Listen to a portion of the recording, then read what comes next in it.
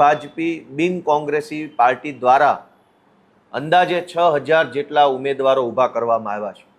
ગુજરાતના ઇતિહાસમાં અગાઉ ક્યારેય પણ કોંગ્રેસ અને ભાજપ સિવાયની કોઈ પાર્ટીએ આટલી મોટી સંખ્યામાં ઉમેદવારો ઊભા કર્યા હોય એવું બન્યું નથી. અમારા માટે આ ખૂબ જ ગર્વ લેવા જેવી બાબત છે કે અમે આટલું કામ કરી શક્યા છીએ, આટલા ઉમેદવારો ઊભા રાખી શક્યા છીએ, એ બહુ સારી બાબત છે. પણ અમે ઉમેદવારો ઊભા રાખ્યા એ બાબતથી ભાજપને બિલકુલ ગમ્યું નથી. પહેલાં તો ભાજપે એ કોશિશ કરી કે અમારામાંથી કોઈ ઉમેદવાર ચૂંટણી લડવા તૈયાર થયો હોય તો એ ફોર્મ જ ના ભરે. એના માટે અનેક અમારા દાવેદારો ઉપર, એમના પરિવારો ઉપર પોલીસે દમન કર્યું, ખોટી એફઆઈઆરો કરી, ધાક ધમકી કરી, દાબ દબાણ કર્યું. અનેક એવા વ્યક્તિઓને અમારી પાર્ટીમાંથી ઉમેદવાર બનતા રોક્યા ધાક ધમકી કરીને. તેમ છતાં પણ જે મજબૂત મક્કમ મનોબળના માણસોએ અમારી આમ આદમી પાર્ટીમાંથી ઉમેદવારી કરી એને ગઈકાલ બપોર પછીથી જ ભાજપ અને પોલીસ બે સક્રિય થઈ ગયા. અમારા અનેક ઉમેદવારોને પોલીસે રૂબરૂમાં જઈને પોલીસ સ્ટેશનોમાં બોલાવીને ધાક ધમકી કરી છે કે તમે આમ આદમી પાર્ટીમાંથી ફોર્મ પાછું ખેંચી લો, નહીંતર તમને દારૂના અને લૂંટના અને બળાત્કારના ખોટા કેસોમાં ફસાવી દઈશું. આ કેવી વાત થઈ? અને એમાંય પોલીસ આ ધંધા કરશે ગુજરાતમાં. મારી પાસે રેકોર્ડિંગ છે.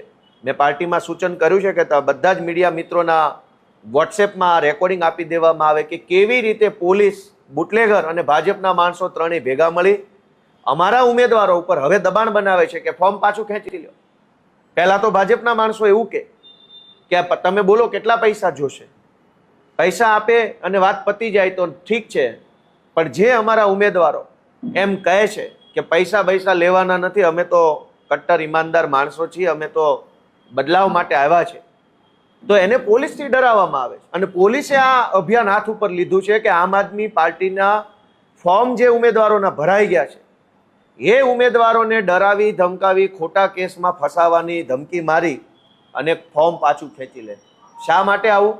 30 વર્ષથી કહેવાતા વિકાસની વાતો કરનારા લોકોએ અમારી જેવી સામાન્ય નાની પાર્ટી એક ફોર્મ ભરે અને ચૂંટણીમાં ઊભી રહે, એનાથી શું તકલીફ પડે છે? બહુ તો શું થશે, અમે હારી જઈશું. પણ ભાજપને કેમ એવી તકલીફ પડે છે કે અમારા ફોર્મ પાછા ખેંચાવા પડે?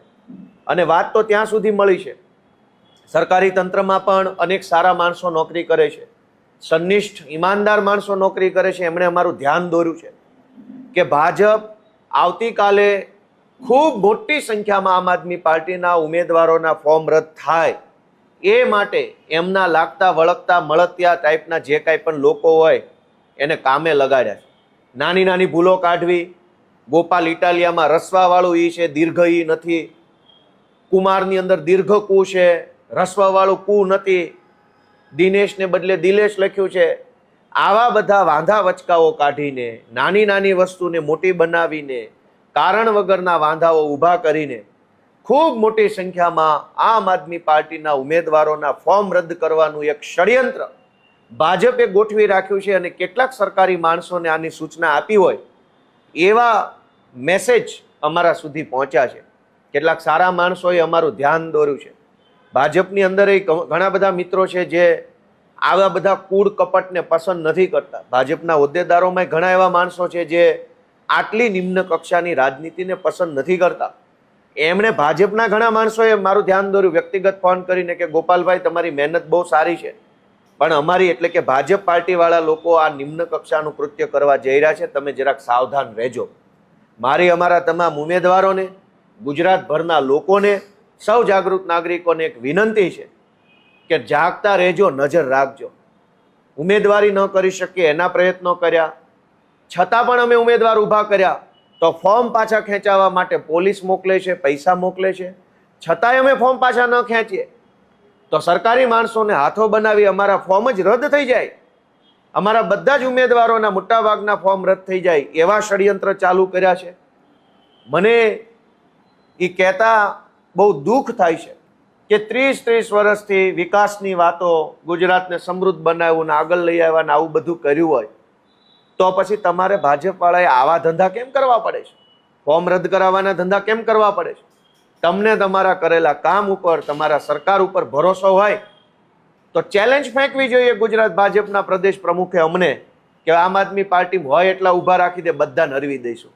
એવી ચેલેન્જ નથી મારતા, પણ અમારા માણસોને ફોર્મ ન ભરાય, ફોર્મ કાચા ખેંચી લે એના માટે ધમકી મારે છે. મેં અમારા એક ઉમેદવારનો ઓડિયો કે કેવી રીતે પોલીસે, ભાજપે અને કોંગ્રેસના માણસો પણ આમાં સામેલ છે, કેવી રીતે આ આખું ષડયંત્ર છે એનો એક ઓડિયો મેં બધા મીડિયા મિત્રોના ગ્રુપમાં મોકલ્યો છે. મારી અમારા સૌ આમ આદમી પાર્ટીના કાર્યકર્તાઓને વિનંતી છે કે ભાઈઓ બહેનો, અમારા યુવાનો હજર બમ રહેજો. લડાઈ ખૂબ લાંબી છે, ખૂબ મોટી લડાઈ છે, કોઈનાથી ડરવાનું નથી. ગમે એવો મોટો તોપ હોય, ધુરંધર હોય, પણ ઈમાનદારીથી સામે પડીશું તો ગમે એવી તોપ હશે તો એ પાણીમાં બેસી જશે ને ઈમાનદારી જીતશે. આવતીકાલે કોઈ પણ સરકારી માણસો કે ભાજપના માણસો કે ગુંડાઓ કે લફંગાઓ કે પોલીસ જો ડરાવવા ધમકાવવાની કોશિશ કરે તો તાત્કાલિક એનો વિડીયો બનાવી, ઓડિયો રેકોર્ડ કરીને સોશિયલ મીડિયામાં મૂકી દેવું, જેથી કરીને લોકોને ધ્યાનમાં આવે કે કેવા પ્રકારની તાનાશાહી ગુજરાતમાં થઈ રહી છે. બસ આ વાત સાથે હું ગુજરાતભરની જનતાને એક વિનંતી કરું છું કે આમ આદમી પાર્ટીને તમારા આશીર્વાદની જરૂર છે. 30 વર્ષથી ગુજરાતની સરકારમાં બેસીને તાનાશાહી કરનારા લોકો અમારા જેવા નાના નાના જુવાનિયાઓથી ડરે છે, અમને દબાવવાની કોશિશ કરે છે. પણ જો ગુજરાતની મહાન જનતાના આશીર્વાદ અમારી સાથે હશે, તમારી લાગણી અને તમારો પ્રેમ અમને મળશે તો અમે આ ગુજરાત માટે, આ સુરત માટે, આ અમદાવાદ, રાજકોટ જેવા શહેરો માટે ઘણું સારું કામ કરી શકીશું. ગુજરાતની જનતા અમને આશીર્વાદ આપે એવી પ્રાર્થના. ગોપાલભાઈ, તમે કીધું ભાજપ અને પોલીસની સાથે સાથે કોંગ્રેસ પણ સંડોવાયેલી છે. કોંગ્રેસનો કયા પ્રકારનો રોલ? કોંગ્રેસની ભૂમિકા એ છે, હું તમને વિસાવદર વિધાનસભાનો દાખલો આપું કે અનેક જગ્યાએ કોંગ્રેસ પાસે ઉમેદવારો જ નહોતા, ભાજપે ઉમેદવારો ઊભા રાખ્યા છે. ભાજપે કોંગ્રેસવાળાને ફોન કર્યા, કોંગ્રેસના ઉમેદવારને પૈસા આપ્યા, ફોર્મ ભરાયું. એવું વિસાવદરનો જ દાખલો છે મારી પાસે. હું તમને 5 નામ આપી શકું. અહીં કતારગામમાં શું થયું? ભાજપના એક કોર્પોરેટરે કોંગ્રેસમાંથી ઉમેદવારો ઊભા રાખ્યા છે અહીં કતારગામમાં. હું જે ઓડિયો રેકોર્ડિંગ મેં તમને બધાને આપ્યું છે એમાં પણ એ મુદ્દો છે કે કોંગ્રેસ પાસે ઈ સીટ ઉપર ઉમેદવાર જ નહોતા. ભાજપ વાળાએ કોંગ્રેસમાંથી ઉમેદવાર ઊભો કર્યો, કીધું કે મત તોડવા માટે ઊભા રહ્યો.